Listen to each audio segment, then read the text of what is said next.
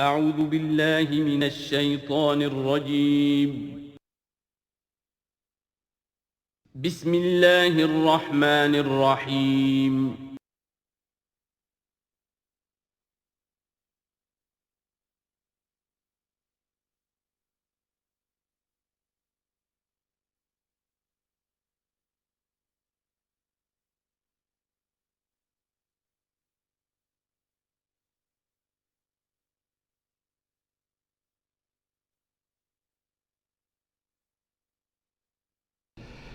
اعوذ باللہ من الشیطان الرجیم بسم اللہ الرحمن الرحیم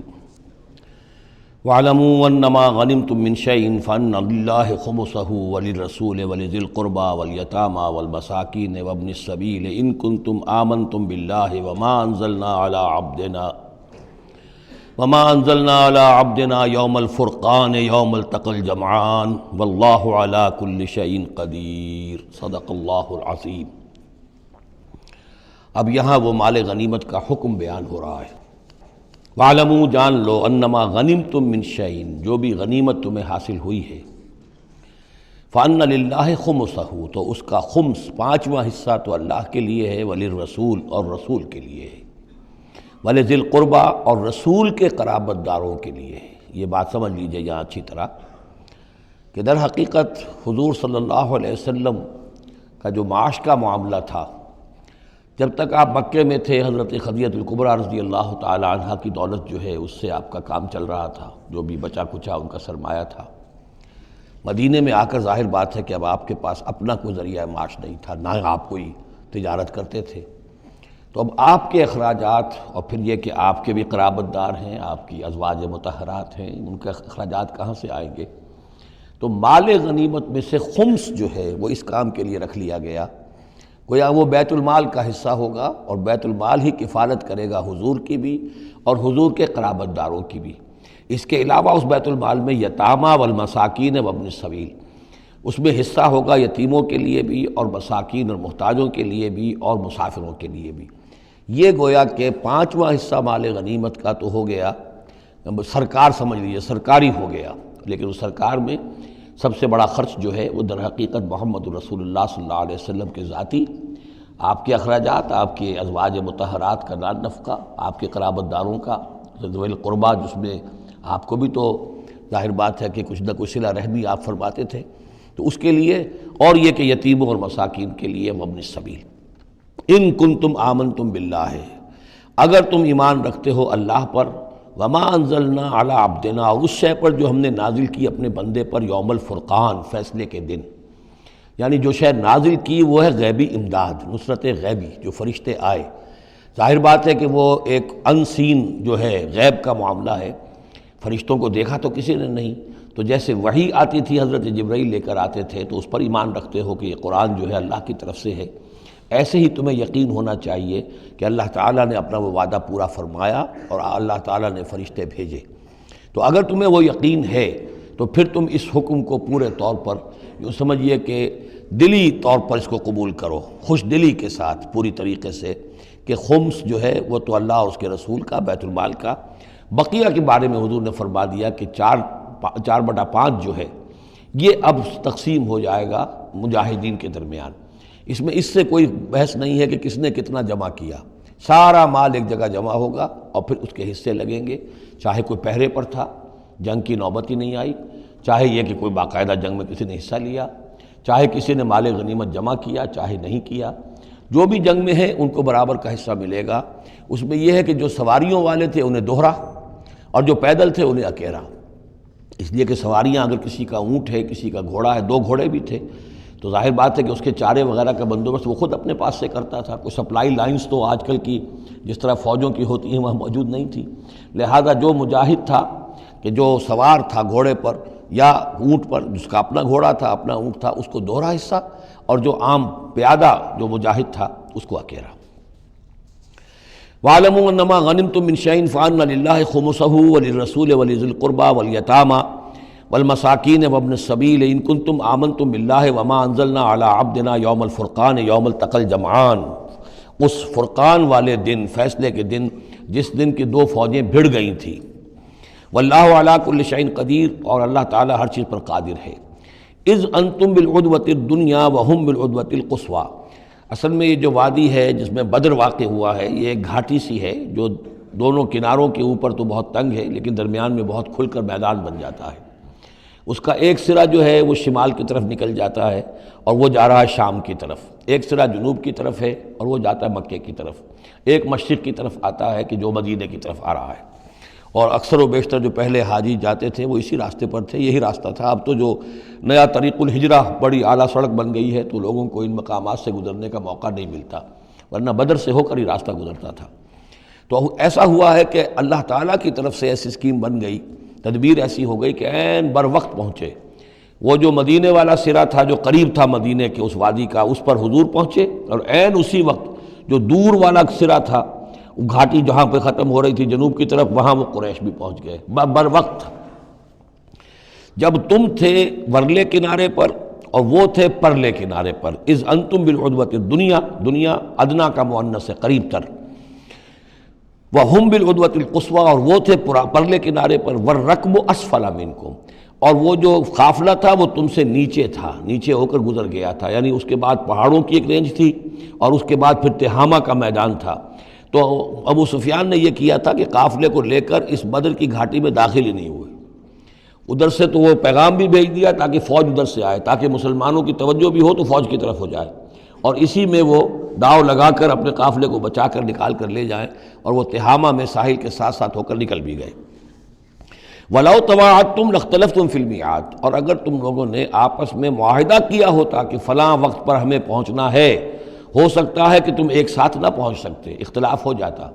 جیسے اپائنٹمنٹ ہوتی ہے فلاں وقت پہ میں بھی پہنچوں گا آپ بھی پہنچ جائیں تو کچھ نہ کچھ آگے پیچھے ہو جاتا ہے۔ تو اگر تم طے کر کے بھی آتے تو اتنا نہ ہوتا جتنا کہ ہم نے اپنی مشیت اپنی تدبیر سے کر دیا کہ عین وقت پر تمہیں وہاں پہنچا دیا۔ اس کی وجہ کیا تھی؟ ہم چاہتے تھے کہ یہ ٹکراؤ ہو جائے اور یہ بات واضح ہو جائے کہ جان لیں اہل مکہ کہ اللہ تعالیٰ کی نصرت کس کے ساتھ ہے، اس کے عوام بھی سمجھ لیں۔ وَلَٰكِن لِيَقْضِيَ اللَّهُ أَمْرًا كَانَ مَفْعُولًا، لیکن یہ سب کچھ لیے ہوا تاکہ اللہ تعالیٰ طے کر دے وہ شے، فیصلہ کر دے کہ جو ہو کر رہنی ہے، كَانَ مَفْعُولًا لِيَهْلِكَ مَنْ هَلَكَ عَنْ بَيِّنَةٍ، تاکہ اب جسے ہلاک ہونا ہے وہ ہلاک ہو بات کے واضح ہو جانے کے بعد۔ اب بھی عوام کی اگر آنکھیں نہیں کھلتی تو پھر گویا کہ وہ پھر مورد الزام خود ہے۔ اب ان کے سرداروں نے جو کچھ ان کی مت ماری تھی، اب آ کر اس موقع کے بعد ان کی آنکھیں کھل جانی چاہیے۔ اب بھی اگر کوئی ہلاک ہوتا ہے تو بات کے واضح ہونے کے بعد ہلاک ہو۔ لِيَهْلِكَ مَنْ هَلَكَ عَنْ بَيِّنَةٍ وَيَحْيَىٰ مَنْ حَيَّ عَنْ بَيِّنَةٍ، اور جسے جینا ہے، جس کی زندگی ہے روحانی زندگی، اور جو سیدھے راستے پر آنا چاہتا ہے وہ بھی اس بینہ کی بنا پر وہ سیدھے راستے پر آ جائے اور حیات معنوی حاصل کر لے۔ وَإِنَّ اللَّهَ سَمِيعٌ عَلِيمٌ، اور یقیناً اللہ سب کچھ سننے والا اور جاننے والا ہے۔ اِذْ يُرِيكَهُمُ اللَّهُ فِي مَنَامِكَ قَلِيلًا، جبکہ اللہ تعالیٰ آپ کو دکھا رہا تھا اے نبی ان کو آپ کی نیند میں کم۔ حضور نے خواب میں دیکھا کہ کوئی بڑی طاقت نہیں ہے، بڑی تھوڑی سی جمعیت ہے قریش کی جو آئی ہے، حالانکہ 1000 کا لشکر تھا۔ وَلَوْ أَرَاكَهُمْ كَثِيرًا، اور اگر آپ کو دکھایا ہوتا کہ وہ بڑی بڑی تعداد میں آ رہے ہیں، لَفَشِلْتُمْ، اور آپ نے وہ بات بتائی ہوتی صحابہ کرام کو اپنے ساتھیوں کو، تو اے مسلمانوں پھر تم کمزوری دکھاتے، تم ڈھیلے پڑ جاتے۔ وَلَتَنَازَعْتُمْ فِي الْأَمْرِ، اور معاملے کے اندر پھر کوئی ایک اور تنازعہ کھڑا ہو جاتا کہ ہمیں یہاں جنگ کرنی بھی چاہیے کہ نہیں۔ وَلَٰكِنَّ اللَّهَ سَلَّمَ، لیکن اللہ تعالیٰ نے سلامتی پیدا فرما دی۔ إِنَّهُ عَلِيمٌ بِذَاتِ الصُّدُورِ، یقیناً وہ جو کچھ سینوں کے اندر ہے اس سے واقف ہے۔ اس کی توجیہ یہ کی ہے مفسرین نے کہ اگرچہ نبی کا خواب جھوٹا نہیں ہو سکتا، یہ نہیں تھا کہ حضور کو جو خواب دکھایا گیا وہ غلط تھا، اصل میں ان کی جو معنوی حقیقت تھی وہ دکھا دی گئی۔ ایک ہے کسی شے کے اندر جو کمیت ہے، کوانٹیٹیو ایلیمنٹ ہے اس کا، ایک ہے جو اس کی کیفیت ہے، جو اس کے اندر اصل حقیقت ہے۔ تو یہ بات جو ہے اچھی طرح سمجھ لینے کی ہے کہ مکے سے جو اصل نفری آئی تھی وہ تو ان عوام الناس کی تھی کہ جن کو بارے میں جن کو معلوم تھا کہ محمد ہمارے بہترین آدمی ہیں صلی اللہ علیہ وسلم، اور جو ان کے ساتھی ہیں وہ ہمارے گل سرسبد ہیں، ہمارے خاندان کے قریش کے بہترین لوگ ہیں، اور پھر یہ کہ انہوں نے کوئی جرم نہیں کیا ہے، کوئی ظلم نہیں کیا ہے، وہ صرف ایک خدا واحد کا کے ماننے والے اور جو ہے وہ نیکیوں کا حکم دینے والے ہیں۔ تو جو ان کے ہاں جو بھی جس کو ہم کہتے ہیں سائلنٹ میجورٹی عوام الناس، ان کے دل اپنے لیڈروں کے ساتھ نہیں تھے۔ آ تو گئے تھے، وہ ظاہر ان کا جبر تھا، ان کا فیصلہ تھا، لیڈروں کا حکم تھا، آ گئے تھے، لیکن مارے باندھے کو آئے ہوئے تھے۔ ان کے دلوں کے اندر وہ بات نہیں تھی کہ جو کسی ایسے لشکر میں ہوتی ہے کہ جو سمجھتا ہے اپنے آپ کو برحق، ہم حق کے لیے لڑ رہے ہیں، تو اس کے اندر جو طاقت ہوتی ہے اس لڑنے والے کے اندر، وہ اس شخص میں نہیں ہوتی کہ جو مارے باندھے کو لے آیا گیا ہو اور خود اسے اپنے دل میں یہ یقین نہ ہو کہ میں حق کے لیے لڑ رہا ہوں۔ اس اعتبار سے معنوی طور پر جو ان کی کیفیت تھی اس کے اعتبار سے وہ واقعتاً کم تھے۔ تو حضور کو خواب میں اللہ تعالیٰ نے ان کی اصل حقیقت دکھائی۔ وَإِذْ يُرِيكُمُوهُمْ إِذْ الْتَقَيْتُمْ فِي أَعْيُنِكُمْ قَلِيلًا وَيُقَلِّلُكُمْ فِي أَعْيُنِهِمْ۔ مزید برآں اللہ نے یہ کیا کہ جب دونوں لشکر ٹکرائے ہیں تو ایسی کیفیت پیدا کر دی کہ مسلمانوں کو بھی وہ تھوڑے لگ رہے تھے کہ کوئی زیادہ لوگ نہیں ہیں، اور انہیں بھی مسلمان تھوڑے نظر آ رہے تھے۔ یعنی یہ کہ ہر صورت اللہ نے ایسی بنا دی تھی کہ جنگ ہو اور ڈٹ کر ہو، تاکہ یہ صورتحال جو ہے یوم الفرقان ہونا اس کا بالکل واضح ہو جائے۔ اگر کسی وجہ سے وہ کرنی کترا جاتا معاملہ اور جنگ نہ ہوتی، مقابلہ نہ ہوتا، تو جس طریقے سے کہ اللہ اس کو فیصلہ کن دن بنا دینا چاہتا تھا، یوم الفرقان فیصلے کا دن، وہ صورتحال پیدا نہ ہوتی۔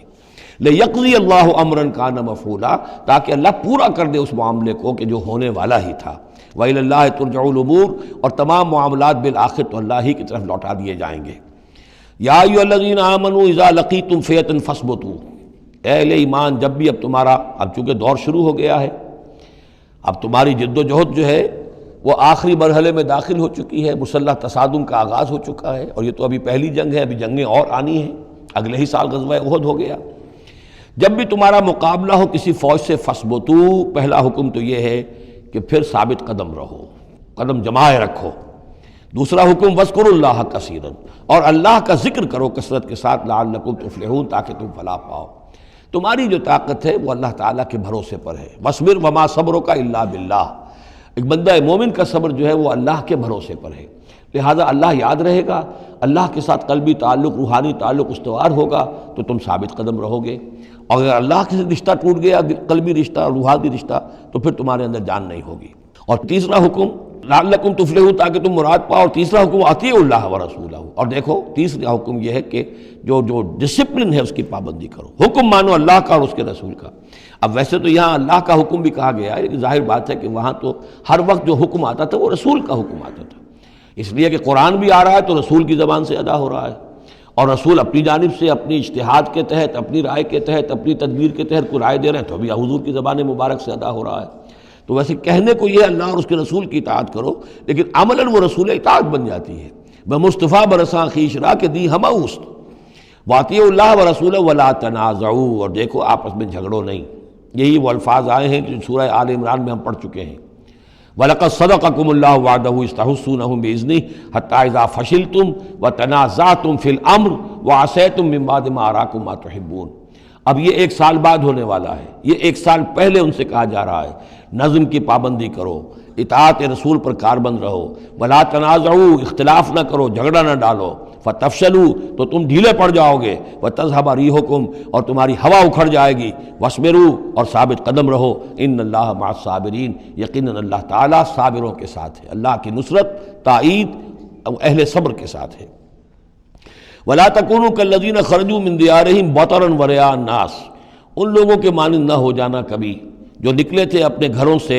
اتراتے ہوئے، اینٹتے ہوئے، اکڑتے ہوئے، لوگوں کو دکھانے کے لیے۔ یہ وہ قریش کا لشکر جب چلا ہے تو ابو جہل نے جو بھی ساز و سامان کیا تھا اس کے لیے ڈھول ڈھمک کا بھی تھا، اور اس کے ساتھ جو ہے ہر طرح کا لاؤ لشکر، تو وہ تو جا رہے تھے بالکل اس خیال سے کہ فتح ہماری ہے ہی ہے، اور ہم مسل کر رکھ دیں گے، جیسے مچھر کو مسل دیا جاتا ہے۔ یہ مسلمان ہے ہی کتنے، وہ جو ہے خوب اپنے شان و شوکت کا مظاہرہ کرتے ہوئے جا رہے تھے۔ وَيَصُدُّونَ عَن سَبِيلِ اللَّهِ، اور حقیقت کیا تھی کہ اللہ کے راستے سے روک رہے تھے۔ وَاللَّهُ بِمَا يَعْمَلُونَ مُحِيطٌ، اور جو کچھ وہ کر رہے تھے اللہ اس کا احاطہ کیے ہوئے تھا، اللہ کے قابو سے باہر جانے والی ان کی کوئی تدبیر نہیں تھی۔ وَإِذْ زَيَّنَ لَهُمُ الشَّيْطَانُ أَعْمَالَهُمْ،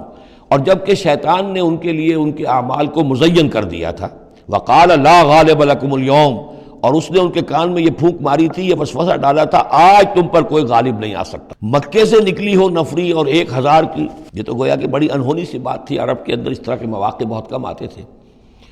لا غالب لکم اليوم من الناس، کوئی انسانوں میں سے تم پر غالب نہیں آ سکتا۔ وانی جار لکم، اور میں بھی تمہارے ساتھ ہی ہوں۔ فلما تراءت الفئتان، اور جب دونوں لشکروں نے ایک دوسرے کو دیکھا، آمنے سامنے ہوئی، نکص علی عقبیہ، تو وہ شیطان اپنی ایڑیوں کے بل پیچھے مڑ گیا، بھاگا۔ وقال، اور اس نے کہا انی بریء منکم، میں تم سے لا تعلق ہوں، میرا تم سے کوئی تعلق نہیں، انی ارا ما لا ترون،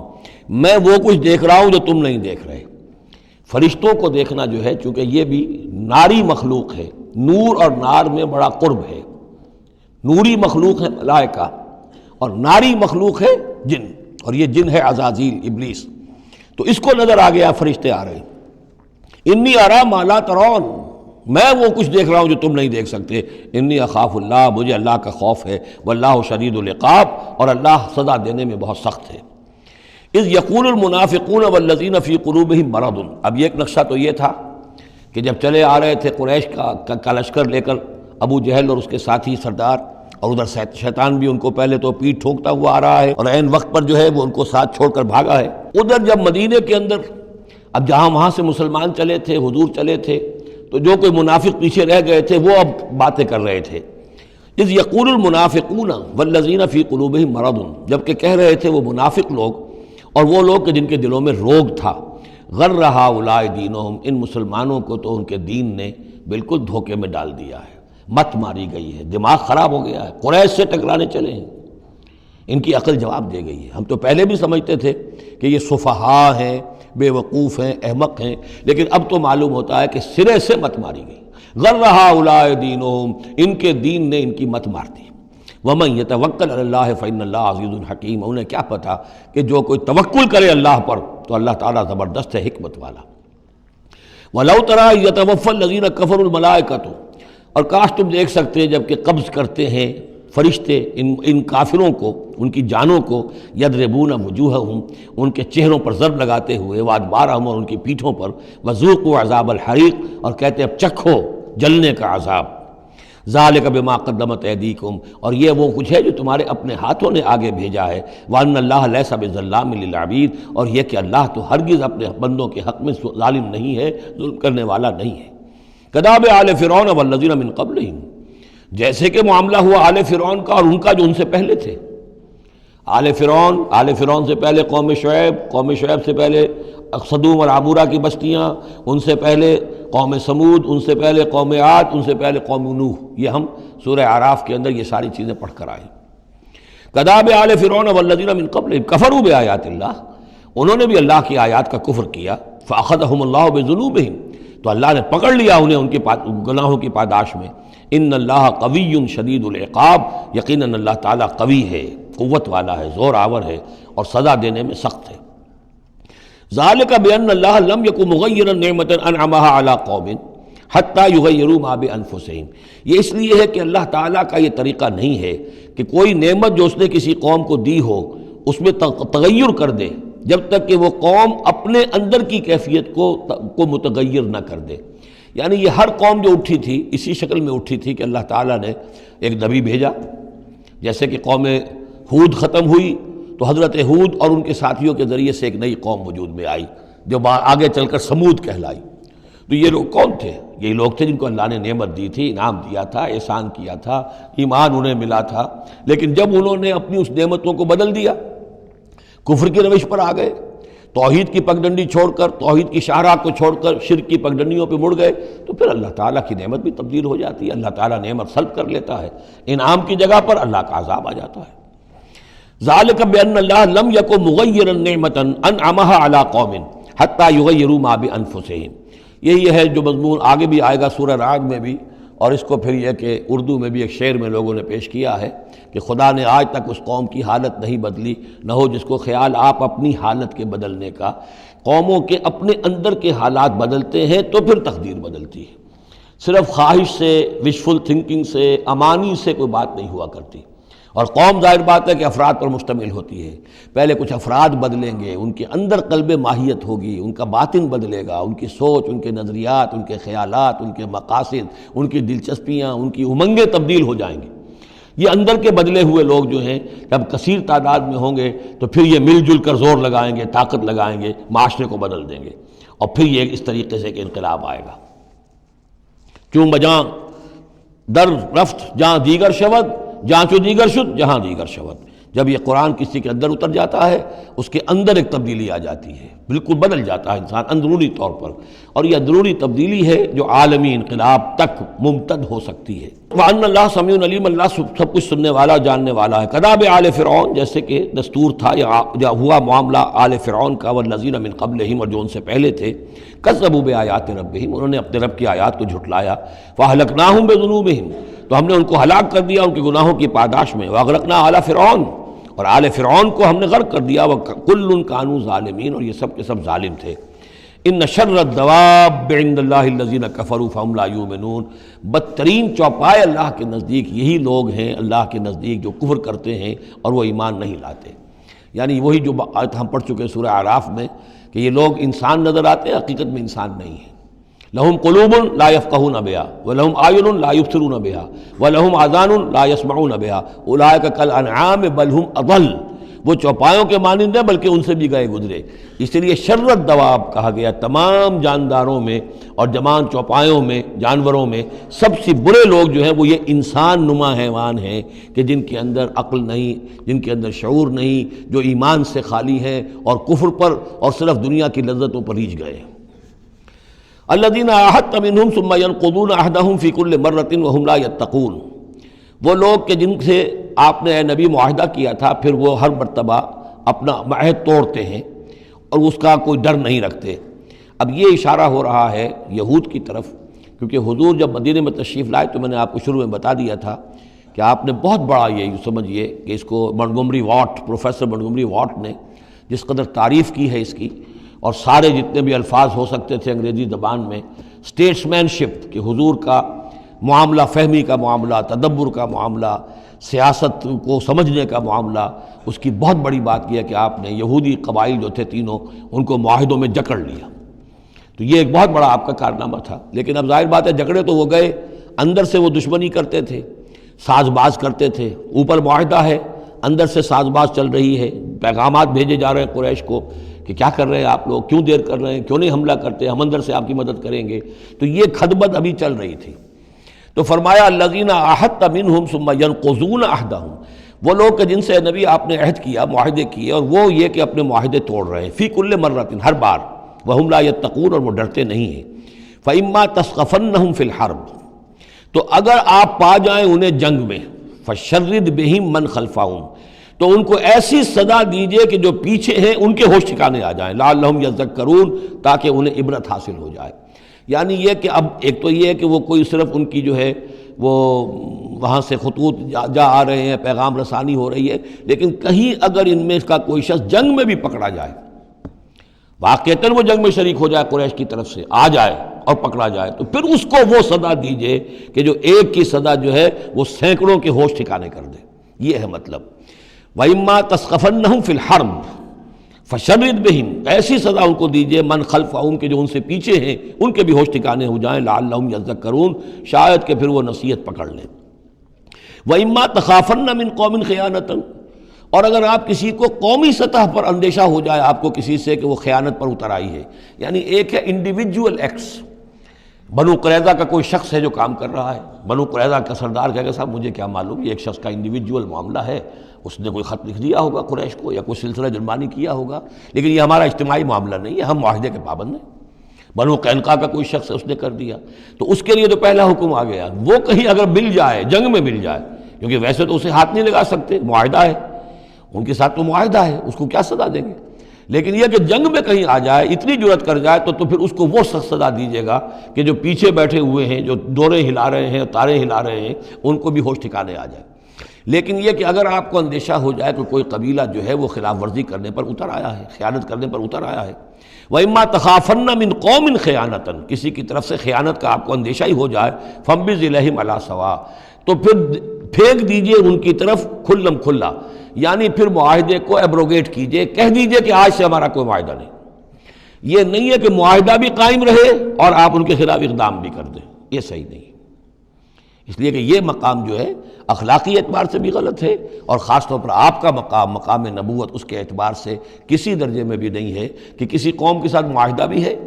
آپ کو اندیشہ ہے کہ وہ خیانت کر رہے ہیں، تو آپ کھلم کھلا اعلان کر دیجئے کہ آج سے میرا اور تمہارا کوئی معاہدہ نہیں، پھر اقدام کیجئے۔ لیکن یہ کہ بغیر اس اعلان کے کوئی اقدام کرنا ان کے خلاف، یہ در حقیقت اللہ تعالیٰ جو اخلاق چاہتا ہے اہل ایمان کے، اس کے منافی ہے۔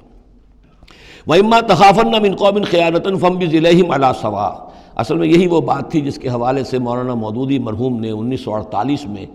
یہ جو جہاد کشمیر اس وقت ہو رہا تھا اس کے بارے میں رائے ظاہر کی تھی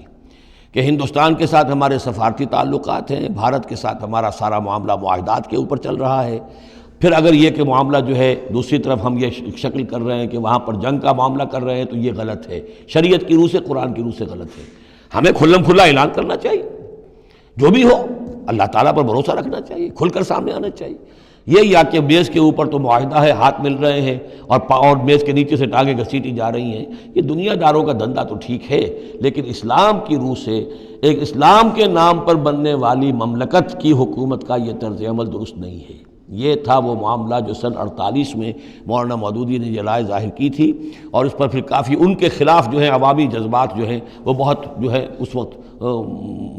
بہت بلند ہو گئے تھے، مشتعل ہو گئے تھے، اس لیے کہ عوام کی اپنی سوچ ہوتی ہے۔ وَإِمَّا تَخَافَنَّ مِنْ قَوْمٍ خِيَانَةً فَانبِذْ إِلَيْهِمْ عَلَىٰ سَوَاءٍ، معاہدہ ان کے منہ پر دے مارو، ان اللہ لا يحب الخائنین، یقیناً اللہ تعالیٰ کو خیانت کرنے والے پسند نہیں ہیں۔ وَلَا يَحْسَبَنَّ الَّذِينَ كَفَرُوا سَبَقُوا، اور نہ سمجھے وہ لوگ جنہوں نے کفر کیا ہے کہ وہ بچ نکلے ہیں، یعنی یہ کہ اب اگر کچھ لوگ بچ کے بھی تو چلے گئے نا، آخر 1000 کی نفری آئی تھی، انہم لا یعجزون، یہ جو بچ کر چلے گئے وہ یہ نہ سمجھے کہ وہ اللہ کو عاجز کر دیں گے، وہ عاجز نہیں کر سکیں گے۔ وَأَعِدُّوا لَهُم مَّا اسْتَطَعْتُمْ، اور اے مسلمانوں اب جب یہ نیا دور شروع ہو ہی گیا ہے تمہاری اس دعوت و تحریک کا، تو اب پوری طریقے سے اپنے امکان بھر سامان حرب تیار کرو۔ اعدوا لہم، اعداد، تیاری کرنا، اسلحہ تیار کرو، سامان جنگ تیار کرو، گھوڑے تیار رکھو، رسالہ تمہارا ہونا چاہیے، جو بھی تمہارے لیے ممکن ہے۔ یہ توکل کا مطلب یہ نہیں ہے کہ تم ہاتھ پر ہاتھ دھر کر بیٹھ رہو اللہ تمہاری مدد کرے گا۔ اعدوا لہم ما استطعتم، اپنی استطاعت جو ہے اس کی حد تک تو پوری تیاری کرو، من قوت، طاقت سے بھی، ومن رباط الخیل، اور پلے ہوئے گھوڑوں کے ذریعے سے بھی، اس لیے کہ اس زمانے میں جنگ کے لیے سب سے زیادہ جو مؤثر شے تھی آپ کو معلوم ہے وہ گھوڑا، تیز رفتار ہے، اونٹ جو ہے تیز دوڑ نہیں سکتا ہے۔ اور اسی حوالے سے آج سمجھ لیجئے ہمارے لیے بہت اہم مسئلہ ہے یہ، اللہ تعالیٰ نے شاید عالم اسلام میں پورے میں پتہ نہیں 50 60 70 کتنے ملک دنیا میں ہیں مسلمان کہلاتے ہیں، ایک ملک ہے صرف جسے ایٹمک صلاحیت دی ہے، اور یہ امانت پوری امت مسلمہ کی ہے، مسلمانہ نے پاکستان کے پاس، اور اس کے بارے میں اگر امریکہ کا دباؤ قبول کر لیا گیا تو یہ سب سے بڑی خیانت ہوگی اللہ کے ساتھ، امت مسلمہ کے ساتھ، اللہ کے دین کے ساتھ۔ وہ اسرائیل لے کر بیٹھا ہوا ہے ایٹم بم کے، اس کے پاس انبار لگے ہوئے، لیکن یہ ہے کہ ساری پالیسی جو چل رہی ہے وہ یہ کسی طریقے سے پاکستان کا، ایک عراق کے بارے میں اندیشہ ہوا تھا کہ اسے ایٹمی دانت نکل سکتے ہیں، اس ایک مرتبہ اس کا وہ ایٹمک پلانٹ جو ہے اس کا بھرکس نکال دیا تھا، دوسری مرتبہ یہ کہ اس کا پورا بھرکس ہی نکل گیا، اگلا پچھلا کھایا پیا سب اگلوا دیا۔ اب پاکستان پر سارا دباؤ، ساری ڈپلومیسی جو بھی چل رہی ہے اس وقت، کان کھولنے کی اور آنکھیں کھول کر دن گزارنے کی ضرورت ہے۔ ہمیں حکم یہ کہ جو بھی اللہ نے تمہیں دیا ہے، تمہارا امکان، جو بھی تمہارے پاس امکانی طاقت ہے اسے سنبھال کر رکھو، ڈیٹرنٹ۔ اعدوا لہم ما استطعتم من قوت ومن رباط الخیل ترہبون بہ عدو اللہ، تاکہ تم اللہ کے دشمنوں کو اس سے ڈرا سکو، یہی ہے ڈیٹرنٹ، معلوم ہو کہ ان کے پاس وہ طاقت ہے۔ وعدوکم، اور اپنے دشمنوں کو بھی ڈرا سکو، وآخرین من دونہم، ایک تو ہے اللہ کے دشمن اور تمہارے دشمن ایک اور بھی ہیں جو ان کے سوا ہیں، ان کے پرے ہیں، انہیں تم نہیں جانتے، لا تعلمونہم اللہ یعلمہم، اللہ انہیں جانتا ہے، یعنی وہ مارے آستین منافقین ہیں، یہ تمہاری اپنی آستینوں کے اندر بیٹھے ہوئے ہیں، تمہیں پتہ بھی نہیں ہے کہ وہ لوگ بھی در حقیقت ففتھ کالمسٹ عنصر ہے کہ جو در حقیقت تمہاری تباہی چاہتا ہے، بربادی چاہتا ہے۔ وما تنفقوا من شیء، اب ظاہر بات ہے کہ اگر ساز و سامان فراہم کرنا ہے، اسلحہ فراہم کرنا ہے، اور ساز و سامان کے لیے جو ہے گھوڑے تیار کرنے ہیں تو انفاق کرنا پڑے گا۔ انفقوا مما رزقناکم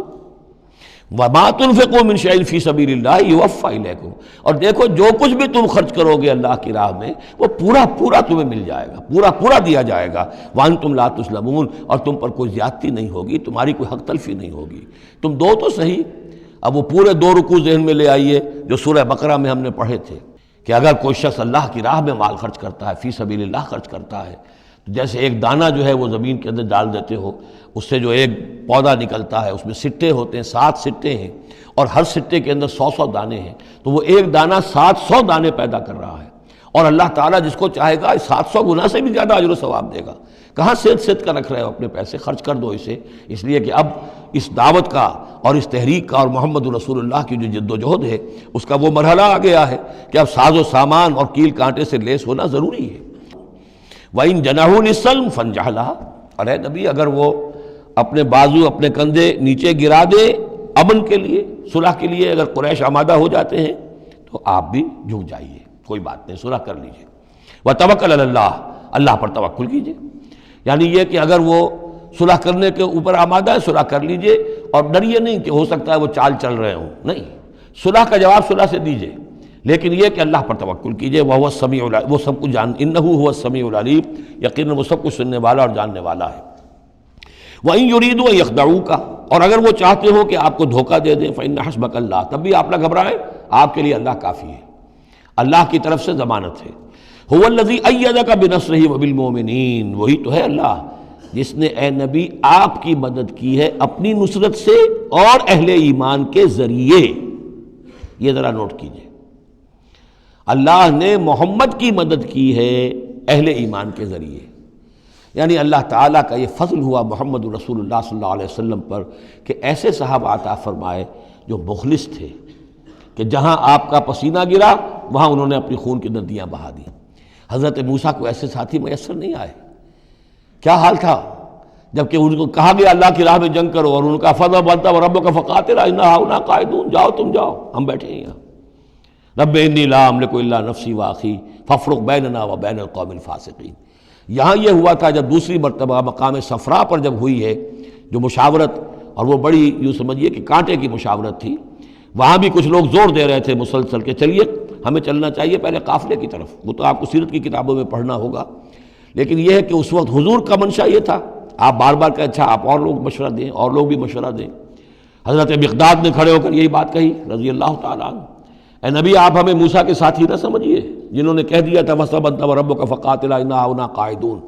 ہم آپ کے ساتھی ہیں، آپ جو حکم دیں ہم حاضر ہیں۔ حضرت ابوبکر نے تقریر کی، حضرت عمر نے تقریر کی، حضور دیکھ رہے ہیں انصار کا کیا منشا ہے، ان کی کیا رائے ہے۔ پھر کھڑے ہوئے حضرت سعد، انہوں نے کہا ہے کانک تعنینا یا رسول اللہ، اے اللہ کے رسول شاید آپ کا روح سخن ہماری جانب ہے، شاید اس وجہ سے کہ ہمارا جو معاہدہ ہوا تھا بیعت عقبہ ثانیہ میں وہ یہ تھا کہ اگر مدینے پر حملہ ہوگا تو ہم آپ کی حفاظت کریں گے، شاید یہ گمان ہے آپ کا۔ فَإِنَّا آمَنَّا بِكَ وَصَدَّقْنَاكَ، ہم آپ پر ایمان لا چکے، ہم نے آپ کی تصدیق کی، ہم نے آپ کو اللہ کا رسول مانا، اب ہمارے پاس کوئی آپشن نہیں ہے۔ خدا کی قسم اگر آپ اپنا گھوڑا سمندر میں ڈال دیں گے ہم بھی آپ کے پیچھے اپنی سواریاں سمندر میں ڈال دیں گے،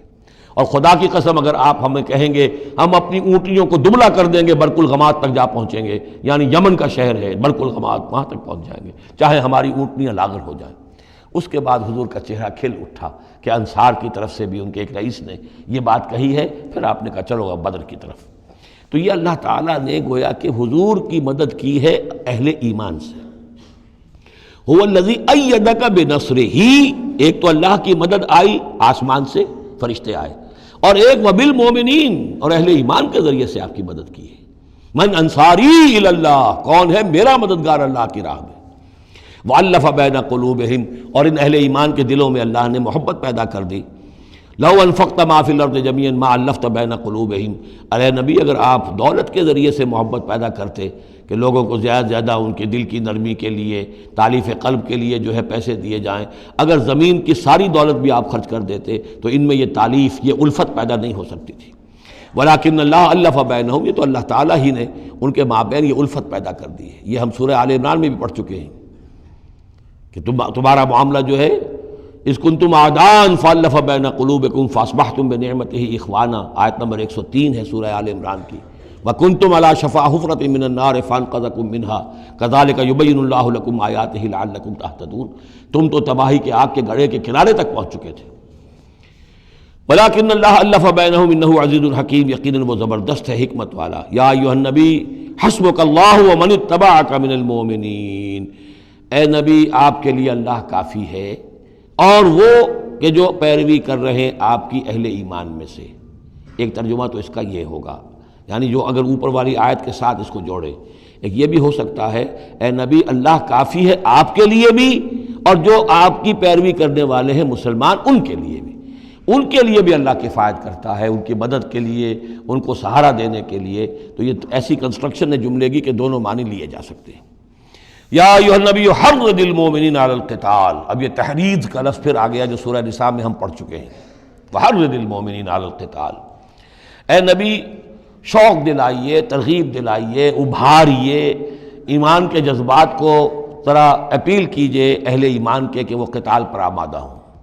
یہ میں آپ کو بتا چکا ہوں کہ اعلان عام اس طریقے کا کہ فرض ہے جنگ میں نکلنا ہر مسلمان کے لیے، یہ صرف تبوک میں ہوا سن 9 میں جا کر۔ پورے 9 برس تک قتال فی سبیل اللہ کے لیے تحریض تھی، ترغیب تھی، اور یہ تحریض گاڑی ہو کر تحریض بن گئی، بس لازم نہیں تھا۔ اسی لیے ہم سورہ نساء میں پڑھ چکے ہیں کہ اس کے باوجود جو اس ترغیب کی وجہ سے آگے بڑھے قتال کے لیے نکلے ان کے اونچے درجات ہیں، لیکن یہ کہ جن لوگوں کو چونکہ فرض عین نہیں کیا گیا تھا لہذا اگر کوئی نہیں نکلے تو ان کے اوپر کوئی مواخذہ نہیں۔ لیکن یہ کہ غزوہ تبوک میں نفیر عام تھی کہ ہر صاحب ایمان کا نکلنا ضروری ہے۔ حرض المؤمنین علی القتال ان یکن منکم 20 صابرون، اگر تم میں سے 20 ہوں گے صبر کرنے والے، یغلبوا 200 تو وہ 200 پر غالب آ جائیں گے۔ وَإِن یکن منکم 100، اور اگر ہوں گے تم میں سے 100، یغلبوا 1000، وہ غالب آ جائیں گے 1000 پر، من الذین کفروا، کافروں میں سے، بأنہم قوم لا یفقہون، اس لیے کہ وہ سمجھ نہیں رکھتے۔ سمجھ سے مراد کیا ہے؟ انہیں اپنے موقف کی حقانیت کا یقین نہیں ہے۔ ایک شخص ہے جو جانتا ہے میں حق پر ہوں، میں حق کے لیے لڑ رہا ہوں، ایک شخص ہے ڈل مل ہے، ایسے ہی لڑ رہا ہے، مارے باندھے کو لڑ رہا ہے، کسی کے کہے سے آ گیا، مرسینری ہے، تنخواہ یافتہ ہے اس لیے آ گیا۔ اب اس میں زمین و آسمان کا فرق ہوگا۔ تو ان لوگوں کو چونکہ وہ شے حاصل نہیں ہے لہذا ان کی حالت کیا ہے کہ اگر آپ 10 ہوں گے 100 پر غالب آ جائیں گے۔ لیکن اس کے بعد جو اگلی آیت آ رہی ہے وہ گویا کہ اس کی کچھ عرصے کے بعد یقیناً نازل ہوگی، جو یہاں شامل کر دی گئی۔ الآن خفف اللہ عنکم، اب اللہ نے تم پر سے تخفیف کر دی ہے، وعلم ان فیکم ضعفا، اور اللہ کے علم میں ہے یہ بات کہ تمہارے اندر کچھ کمزوری آ گئی ہے۔ لیکن یہ کمزوری کیسے آئی ہے اس کو سمجھ لینا چاہیے۔ سابقون الاولون، مہاجرین اور انصار کے اندر کوئی کمزوری نہیں آئی معاذ اللہ، ابو بکر اور عمر میں یا سعد بن معاذ میں رضی اللہ تعالیٰ عنہ اجمعین، ان میں کوئی کمزوری نہیں آئی۔ لیکن جو نئے مسلمان آ رہے تھے جن کی ابھی تربیت نہیں ہوئی تھی، اوسط گر رہا ہے، ظاہر بات ہے جو نئے لوگوں کی تعداد بڑھ رہی ہے، جن کی تربیت اتنی نہیں ہوئی ہے، جن کے اندر ایمان ابھی اتنا گہرا نہیں اترا ہے، اتنا راسخ نہیں ہوا ہے، تو اس کے حوالے سے اب فرض کیجئے کہ 1000 کے اندر پہلے تو ایسے ہوتے تھے کچے پکے جو ہیں وہ 20 ہیں، 50 ہیں، 100 ہیں، اب یہ ہے کہ ان کی تعداد بڑھتی جا رہی ہے اگر، تو نتیجہ کیا ہوگا کہ اوسط جو ہے وہ گر جائے گی۔ اس اوسط کے اعتبار سے اب تمہارے اندر کچھ کمزوری آ گئی ہے۔ فَإِن يَكُن مِّنكُم 100 صَابِرَةٌ يَغْلِبُوا 200، اب بھی یہ ہے کہ اگر تمہارے اندر 100 ہوں گے کہ جو صبر کرنے والے ہوں گے وہ 200 پر غالب آ جائیں گے۔ وَإِن يَكُن مِّنكُم 1000، اور اگر تم میں سے 1000 ہوں گے، يَغْلِبُوا 2000 بِإِذْنِ اللَّهِ، تو وہ 2000 پر غالب آ جائیں گے اللہ کے اذن سے۔ وَاللَّهُ مَعَ الصَّابِرِينَ، اور یقیناً اللہ صبر کرنے والوں کے ساتھ ہے۔ مَا كَانَ لِنَبِيٍّ أَن يَكُونَ لَهُ أَسْرَىٰ، اب یہ ایک اور بہت نازک معاملہ ہوا جو غزوہ بدر کے بعد، کہ وہ جو 70 قیدی پکڑے گئے ان کا کیا کیا جائے۔ جو قریش کے 70 قیدی، اب اس کی ایک شکل تو یہ تھی، مشاورت کی حضور نے، حضرت ابو بکر کی ایک رائے تھی، حضور کی اپنی رائے بھی وہی تھی، اس لیے کہ جو مزاج حضور کا تھا، آپ شفیق، نرم، رؤوف، رقیق القلب، یہی معاملہ حضرت ابو بکر کا تھا۔ حضرت عمر تھے سخت، اشدہم فی امر اللہ عمر، حضرت عمر کی یہ رائے تھی کہ ان سب کو قتل کر دینا چاہیے، اگر ہم نے فدیہ لے کر یا قوم معاف کر دیا ویسے ہی چھوڑ دیا، یہ پھر دوبارہ آئیں گے، کفر کو تقویت حاصل ہوگی۔ تو اس کو تو جب تک کہ کفر کی کمر ٹوٹ نہ جائے، یہ سانپ جو ہے جب تک کہ پوری طرح کچلا نہ جائے، اس وقت تک جو ہے ہمیں کوئی نرمی نہیں کرنی چاہیے، بلکہ وہ اس حد تک تھے کہ ہم میں سے یہ جو قیدی آئے ہیں جو ان کے قریب ترین عزیز ہوں، بس مہاجرین کے اندر وہ لوگ موجود تھے، قریش کے جو لوگ پکڑے گئے ہیں تو مہاجرین جو تھے یہاں صحابہ کرام وہ بھی تو قرشی تھے، تو اپنے قریب ترین عزیزوں کو اپنے ہاتھ سے قتل کریں، یہ حضرت عمر کی رائے تھی۔ حضور صلی اللہ علیہ وسلم کی رائے اور حضرت ابوبکر کی رائے بھی یہ تھی کہ نہیں، نرمی کی جائے، فدیہ لے کر چھوڑ دیا جائے۔ فیصلہ ہو گیا، اس پر عمل ہو گیا، لیکن پھر جو یہ آیت اتری ہے یہ پھر بہت سخت ہے، اس میں اس فیصلے کو غلط قرار دیا گیا۔ اگرچہ فیصلہ ہو گیا ٹھیک ہے، لیکن یہ کہ اس کے اوپر گرفت ہوئی ہے کہ یہ نہیں ہونا چاہیے تھا۔ یہ مضمون بنیادی طور پر یہ سورہ محمد میں آئے گا صلی اللہ علیہ وسلم، اور وہاں تفصیل کے ساتھ اس کی پوری بات آ چکی ہے۔ اور چونکہ سورہ محمد سورہ بقرہ سے بھی پہلے نازل ہو چکی تھی، سورۃ القتال، اس حوالے سے یہ بات جو ہے بہت اہم ہے کہ اس میں یہ قاعدہ قانون آ چکا تھا۔ اس کے باوجود اس بات کا ہو جانا یہ گویا کہ ایک طرح سے ایک کوتاہی ہوئی ہے، وقتی طور پر نظر انداز ہو گیا اللہ تعالیٰ کا مستقل حکم۔ ما کان لنبی ان یکون لہ اسریٰ، کسی نبی کے لیے یہ جائز نہیں ہے کہ اس کے پاس قیدی ہوں، حتی یسخن فی الارض، جب تک کہ زمین کے اندر خوب خونریزی نہ ہو لے، یعنی باطل کی کمر نہ توڑی جا چکی ہو، اس وقت تک قیدی رکھنا۔ قیدی رکھنے کا مطلب جو ہے کہ وہ زندہ رہیں گے، آج نہیں تو کل انہیں چھوڑنا پڑے گا، آپ چھوڑیں گے ان کو، وہ پھر کفر کی تقویت کا باعث بنیں گے۔ تريدون عرض الدنیا، تم دنیا کا ساز و سامان چاہتے ہو، یعنی فدیہ ملے گا، مال ملے گا۔ اب یہ ظاہر بات ہے کہ نہ حضور کی یہ نیت ہو سکتی تھی معاذ اللہ، اور نہ حضرت ابوبکر کی، لیکن اللہ تعالیٰ کا معاملہ ہے، جب وہ اپنے نبیوں کے اوپر بھی کبھی گرفت کرتا ہے تو بظاہر الفاظ بڑے سخت ہوتے ہیں، بظاہر بڑے سخت ہوتے ہیں، تو اس کے اندر وہ سختی موجود ہے۔ ظاہر بات ہے کہ یہ بات نہ حضور کے لیے نہ حضرت ابوبکر کے لیے۔ تريدون عرض الدنیا، تم دنیا کا سامان چاہتے ہو، واللہ یرید الآخرہ، اللہ کے پیش نظر آخرت ہے۔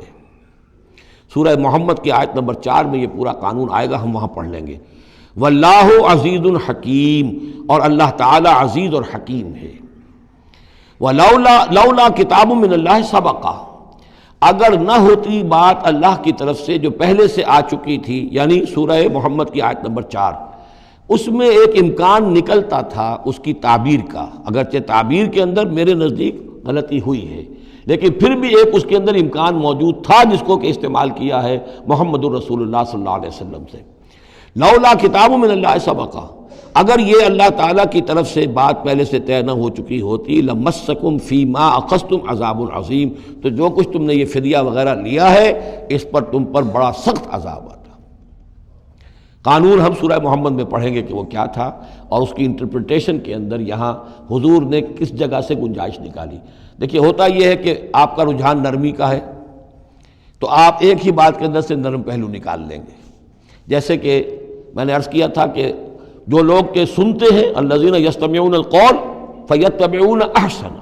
وہ لوگ کہ جو کسی بات کو سن کر پھر پیروی کرتے ہیں اس میں سے بہترین کی، جو بھی اس میں اعلیٰ ترین درجہ ہے اس تک پہنچنے کی کوشش کرتے ہیں۔ لیکن طبیعت کے اندر جب نرمی تھی تو اس نرمی کی وجہ سے حضور نے اس کے اندر ایک اپنے لیے گنجائش نکال لی، لیکن چونکہ اس آیت کے اندر وہ گنجائش واقعتاً موجود ہے، لہذا فرمایا اگر وہ نہ ہوا ہوتا، لولا کتاب من اللہ سبقہ، اگر وہ آیت پہلے نازل نہ ہو چکی ہوتی، لمسکم فیما اخذتم عذاب عظیم، تو تم پر جو بھی تم نے لیا ہے یہ فدیہ وغیرہ، اس پر تم پر بڑی سخت پکڑ ہوتی اور عذاب آتا۔ روایات میں آتا ہے کہ حضور بھی اور حضرت ابوبکر بھی دونوں پھر اس آیت کے نزول کے بعد روتے رہے ہیں کہ ہم سے یہ خطا ہوئی ہے۔ بہرحال خطا اجتہادی ہے، کوئی غلط اس طرح کی نہیں ہے کہ کسی صریح حکم کی خلاف ورزی کی گئی ہو، وہ یہ ہے کہ جو بھی اس میں رعایت رکھی گئی تھی اس کو آپ نے اپنے اجتہاد سے اس کے اندر سے جو بھی نرمی کا پہلو تھا وہ نکال دیا۔ فَكُلُوا مِمَّا غَنِمْتُمْ حَلَالًا طَيِّبًا، تو اب کھاؤ جو تمہیں ملا ہے غنیمت۔ غنیمت میں وہ بھی ہے جو عین جنگ کے موقع پر مال غنیمت ملا، اور جو فدیہ اب مل رہا ہے وہ بھی غنیمت ہے۔ حلالاً طیبہ، کھاؤ، اس میں کوئی اب تمہیں ہچکچاہٹ نہ ہو، حلال اور طیب ستھرا۔ واتقوا اللہ، اللہ کا تقوی اختیار کرو، ان اللہ غفور الرحیم، یقیناً اللہ تعالیٰ بخشنے والا رحم فرمانے والا ہے۔ یا ایھا النبی قل لمن فی ایدیکم من الاسریٰ، اے نبی کہہ دیجئے ان لوگوں سے جو آپ کے قبضے میں ہیں قیدی۔ اب قیدیوں میں جان لیجئے حضرت عباس ابن عبد المطلب بھی تھے رضی اللہ عنہ، جو حضور کے چچا تھے۔ گمان غالب یہ ہے کہ وہ ایمان تو لا چکے تھے، اپنے ایمان کا اعلان نہیں کیا تھا، لہذا جنگ میں کفار کے ساتھ ہو کر آئے تھے، وہ بھی گرفتار تھے۔ اور بھی کچھ لوگ تھے کہ جن کے بارے میں حضور جانتے تھے کہ یہ لوگ جو ہے اپنی دلی خواہش سے نہیں آئے ہیں، بلکہ یہ کہ اپنے سرداروں کے دباؤ کی وجہ سے آئے ہیں، لیکن قانون تو قانون ہے۔ تو اس طریقے کا معاملہ جب ہوا ہے، اور پھر حضور کے اپنے اقدامات، وہ قیدی ہیں ابو العاص، ان کی بڑی صاحبزادی زینب رضی اللہ تعالی عنہ نے پھر ان کے لیے اپنا وہ ہار بھیجا ہے جو حضرت خدیجہ نے انہیں شادی کے موقع پر دیا تھا۔ تو یہ ایسی کیفیات ہیں، ہم جب پڑھتے ہیں ان چیزوں کے تو ہمارے لیے تو ایک تعلق جو ہے وہ ایک ماضی کی تاریخ کے قصوں کی ہے۔ وہاں تو یہ خونی رشتے بھی تھے، تعلقات بھی تھے، ایک ہی خاندان ہے، ایک ہی قبیلہ ہے، اسی کے لوگ آئے ہوئے ہیں۔ تو اب حضور کے دل میں جو ہے اس وقت سنا یہ ہے کہ جب رات کے وقت کراہ رہے تھے حضرت عباس، انہیں باندھا ہوا تھا، سخت ظاہر بات ہے قیدیوں کو جکڑا ہوا ہے رسیوں کے اندر، تو ان سے ان کے جو کچھ اتنا بند تھے کہ سخت تھے، وہ جو بند تھے جن میں بندھے ہوئے تھے کہ کراہ رہے تھے، تو حضور نے کہا تمام قیدیوں کے بند ڈھیلے کر دو۔ یہ نہیں کہا کہ صرف عباس کا بند ڈھیلا کر دو، بلکہ آپ نے ان کی کراہنے کی آواز سن کر پھر آپ نے فرمایا سب کے بند ڈھیلے کرو، اتنا سخت ان کو نہ باندھو۔ تو اس طرح کا معاملہ جو ہے اس کو ذہن میں رکھیے۔ یا ایھا النبی قل لمن فی ایدیکم من الاسریٰ، کہہ دیجئے ان سے جو آپ کے ہاتھ میں اب قیدی ہیں، ان یعلم اللہ فی قلوبکم خیرا، دیکھو اگر جو کچھ تمہارے دلوں میں ہے اللہ کے علم میں ہے کہ وہ خیر ہے، یؤتکم خیرا مما اخذ منکم، تو جو کچھ تم سے اس وقت لیا گیا ہے اس سے بہتر اللہ تمہیں دے دے گا۔ یعنی یہ کہ نیت کا معاملہ تمہارا اور اللہ کے مابین ہے، ہمارا معاملہ قانون کا ہے۔ تم آئے کفار کے ساتھ جنگ کرتے ہوئے آئے ہو، پکڑے گئے ہو، اب ان میں کوئی ڈسکریمنیشن نہیں ہو سکتی۔ کوئی شخص کہے کہ نہیں صاحب میں تو مجبوراً آیا تھا، اور میں تو کسی کے کہنے میں آیا تھا، اور میں تو حقیقت میں تو اسلام لا چکا تھا، یہ بات جو ہے اب نہیں چلے گی۔ لہذا یہ ضرور ہے کہ اگر تمہارے دل میں کوئی خیر ہے، کوئی بھلائی ہے، اور اس وقت یہ کہ تم سمجھتے ہو کہ تم اس صورتحال میں مجبوراً پھنس گئے ہو اور تمہیں فدیہ ادا کرنا پڑ رہا ہے، تو اللہ تعالیٰ تمہیں اس سے کہیں زیادہ دے دے گا کہ جو آج تمہیں فدیے میں دینا پڑ رہا ہے۔ ظاہر بات ہے کہ وہاں بیویوں کو خبریں پہنچی، انہوں نے اپنے زیور بھیجے ہیں، حضرت زینب رضی اللہ تعالی عنہ نے بھی اپنا زیور بھیجا، ہار بھیجا ہے، اور حضور کی آنکھوں میں آنسو آ گئے جب آپ نے وہ ہار دیکھا، حضرت خدیجہ کا ہار رضی اللہ تعالی عنہ۔ وہ پوری زندگی جو آپ کی گزری تھی حضرت خدیجہ کے ساتھ، وہ ساری آنکھوں میں نگاہوں کے سامنے آ گئی، جو ان کی وفاداری تھی اور جو انہوں نے خدمت کی تھی، وفا شعاری کی تھی۔ تو اس کے بعد مسلمانوں سے کہا کہ یہ اس ماں کی یادگار تھی بیٹی کے پاس، اگر آپ لوگ اجازت دیں تو یہ اس کو واپس کر دیا جائے، تو اس کو پھر لوگوں کی اجازت سے وہ ہار واپس کیا گیا۔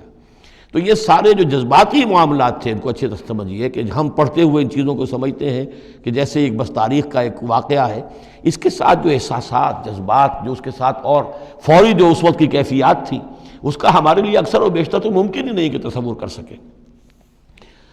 یا ایھا النبی قل لمن فی ایدیکم من الاسریٰ، اے نبی کہہ دیجئے ان لوگوں سے جو آپ لوگوں کے قبضے میں ہیں اس وقت، ان قیدیوں میں سے، ان یعلم اللہ فی قلوبکم خیرا، اگر اللہ کے علم میں ہے کہ تمہارے دل میں خیر ہے، یؤتکم خیرا مما اخذ منکم، تو جو کچھ تم سے لیا گیا ہے اللہ اس سے بہتر تمہیں دے دے گا، ویغفر لکم، اور تمہیں بخش دے گا، واللہ غفور الرحیم، اور اللہ غفور الرحیم ہے۔ وَإِن يُرِيدُوا خِيَانَتَكَ، اور اگر یہ آپ سے خیانت کرنا چاہیں، جھوٹ بول رہے ہوں، جھوٹی قسمیں کھا رہے ہوں کہ ہمارے ساتھ تو معاملہ یوں ہو گیا تھا اور ایسے آ گئے تھے، فقد خان اللہ من قبل، تو پھر یہ پہلے اللہ سے بھی خیانتیں کرتے رہے ہیں، فامکنا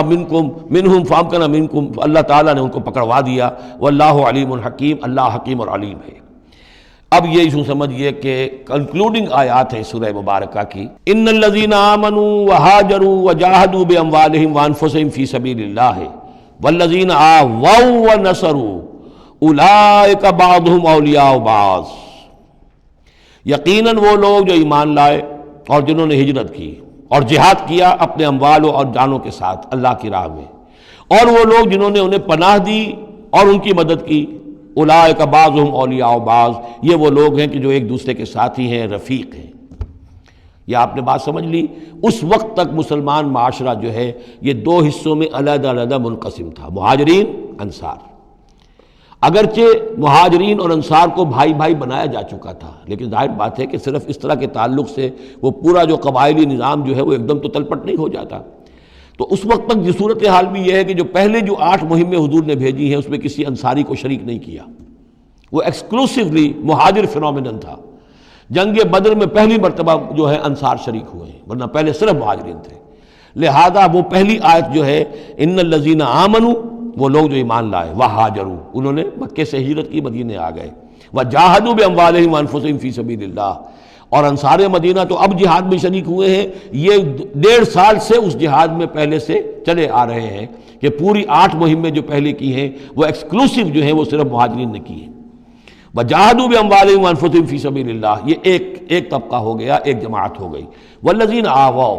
اور انصار کی شان کیا ہے؟ انہوں نے انہیں جگہ دی، پناہ دی، اپنے گھر تقسیم کر دیے، اپنی دکانیں تقسیم کر دیں، اور اس طریقے سے مسلمانوں کے لیے اپنے دلوں میں بھی اور اپنے گھروں میں بھی پوری جگہ پیدا کی۔ اولئک بعضهم اولیاء بعض، انہوں نے مدد بھی کی، یہ سب ایک دوسرے کے ساتھی ہیں۔ والذین آمنوا ولم یہاجروا، اور وہ لوگ کہ جو ایمان لائے لیکن ہجرت نہیں کی، ما لکم من ولایتہم من شیء، تمہارا ان کے ساتھ اب کوئی تعلق نہیں۔ آگے چل کر سورہ نساء میں جو بعد میں نازل ہوئی ہیں، پڑھ چکے ہیں ہم پہلے، ان میں تو یہ ہے کہ وہ کافر اور منافق قرار دیا گیا، ان کے ساتھ وہی سلوک کرو جو کافروں کے ساتھ ہے، انہیں پکڑو اور قتل کرو،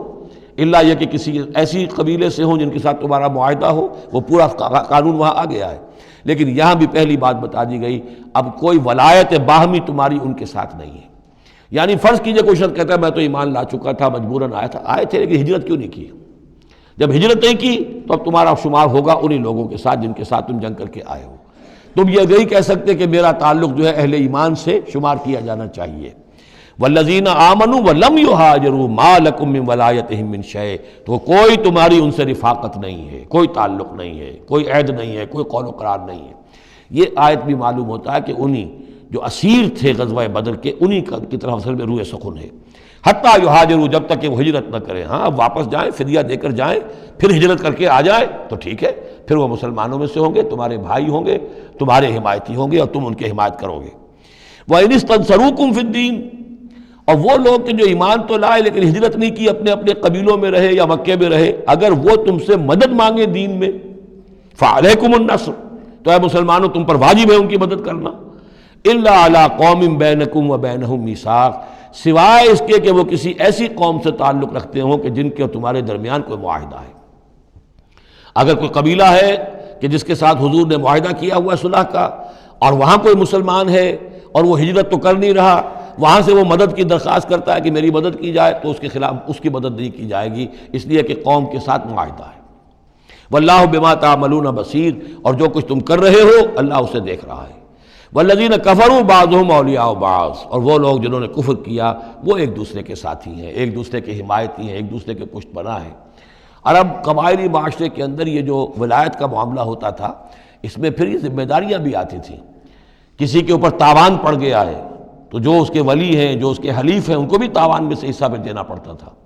کوئی قیدی ہو گیا ہے، اسے کوئی فدیہ دینا ہے، تو جو اس کے حلیف ہیں، جب اس کے گھر والے بھی وہ فدیے کے لیے رقم جمع کریں گے تو وہ حلیف بھی اس کے اندر اپنا حصہ ڈالیں گے۔ تو یہ تو معاشرے کے اندر جو قبائلی معاشرہ ہوتا ہے یہ چیزیں ہوتی ہیں۔ تو یہاں فرما دیا گیا جو کافر ہیں وہ ایک دوسرے کے حلیف ہیں، جو اہل ایمان ہیں وہ ایک دوسرے کے حلیف ہیں، لیکن اہل ایمان میں سے جو ہجرت نہیں کرتے وہ اہل ایمان کے حلیف نہیں ہیں، بلکہ وہ تو انہی کافروں کے ساتھ شمار ہوگا ان کا جن کے ہاں وہ رہ رہے ہیں۔ البتہ یہ کہ اگر وہ مدد طلب کریں تمہیں مدد کرنی ہوگی، بشرطے کہ ان کے قبیلے سے تمہارا کوئی معاہدہ نہ ہو۔ الا تفعلوه، اگر تم ان چیزوں کو پابندی نہ کرو۔ ایک مسلمان ہے، وہاں سے اس نے خط لکھ دیا ہے کہ مجھے یہاں ستایا جا رہا ہے، حالانکہ اس قبیلے سے آپ کا معاہدہ اور آپ چڑھ دوڑے اس قبیلے کے اوپر، تو یہ معاملہ نہیں چلے گا دنیا کے اندر۔ ہر چیز کا ایک قاعدہ ہے، قانون ہے، اسے وہاں سے ہجرت کرنی چاہیے، یا ہجرت نہیں کر رہا ہے تو تکلیف جھیلنی چاہیے، برداشت کرنی چاہیے۔ مسلمان مدد نہیں کر سکتے چونکہ اس کے قبیلے سے مسلمانوں کا معاہدہ ہے۔ الا تفعلوه، اگر یہ قواعد و ضوابط پیش نظر نہیں رکھو گے، ان کی پابندی نہیں کرو گے، تکن فتنۃ، تو پھر تو یہ ہے کہ فساد برپا ہو جائے گا، فتنہ پھیلے گا، فی الارض و فساد کبیر، اور بہت بڑی جو ہے بدامنی ہو جائے گی۔ اب وہ آیت آگے جس کا میں نے ذکر کیا تھا، والذین آمنوا وہاجروا وجاہدوا فی سبیل اللہ والذین آووا ونصروا اولئک هم المؤمنون حقا۔ اب ان دو طبقات کو جمع کر دیا گیا، والذین آمنوا وہاجروا وجاہدوا فی سبیل اللہ والذین آووا ونصروا۔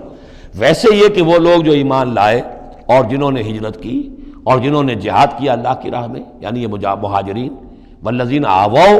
اور وہ انصار مدینہ جنہوں نے انہیں پناہ دی، انہیں جگہ دی، انہیں اکوموڈیٹ کیا،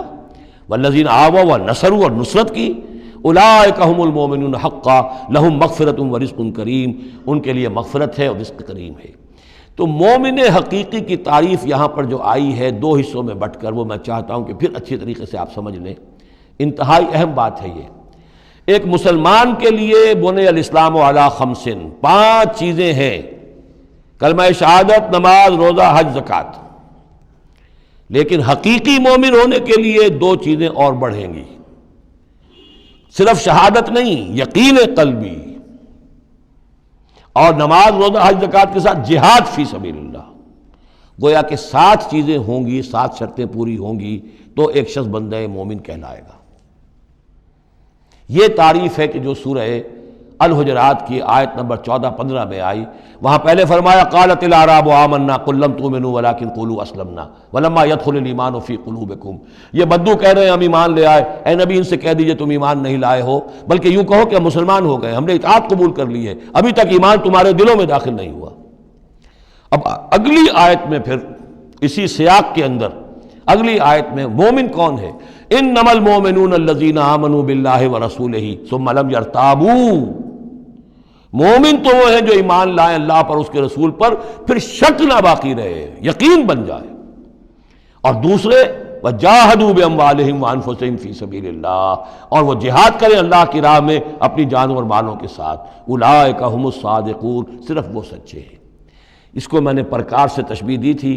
اب اگر وہ دل میں یقین ہے تو اس کی کیا کیفیات پیدا ہو جائیں گی؟ دلی یقین کی کیفیات وہ شروع میں آ گئی ہیں۔ انما المؤمنون الذین اذا ذکر اللہ وجلت قلوبہم۔ اہل ایمان تو وہ ہیں حقیقت میں کہ جب اللہ کی یاد کرتے ہیں، اللہ کا ذکر ہوتا ہے، ان کے دل لرز اٹھتے ہیں۔ وَإِذَا تُلِيَتْ عَلَيْهِمْ آیَاتُهُ زَادَتْهُمْ ایمانا،